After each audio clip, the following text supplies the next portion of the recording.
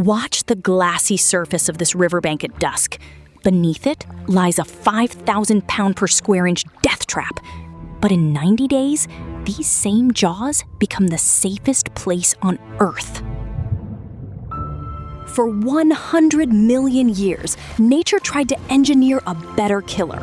It failed. The Nile crocodile survived the extinction event that wiped out the dinosaurs. We are looking at a living fossil, a masterpiece of amphibious ambush, almost unchanged across deep time.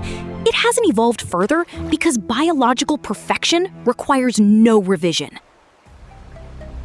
To understand its terrifying success, you have to understand its patience. Armed with a highly specialized, low-burning metabolism, it can remain motionless for hours, even days.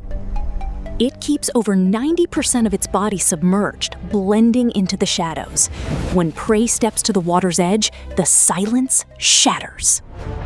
The Nile crocodile possesses one of the strongest bite forces in the animal kingdom, clamping down with a staggering 5,000 pounds per square inch.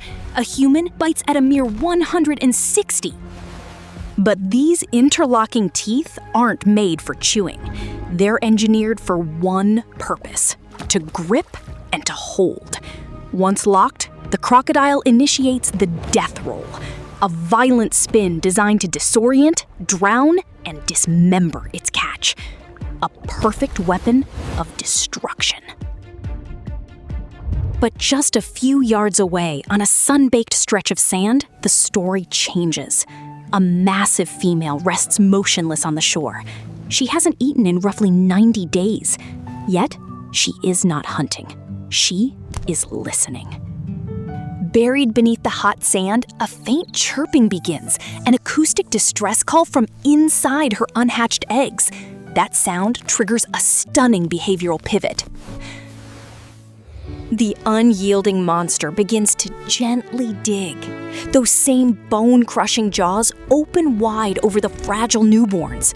You'd expect a massacre. Instead, she delicately scoops them up. She has a specialized throat pouch beneath her lethal teeth, letting her hold a dozen babies at once. In an instant, the wild's most formidable weapon becomes a careful, protective transport. She carries them, one mouthful at a time, down to the safety of the shallows. Once they reach the water, her instinct doesn't fade. For weeks, she will fiercely guard this crush, watching the hatchlings swim around her massive, armored snout. It is a profound paradox that forces us to rethink this ancient survivor.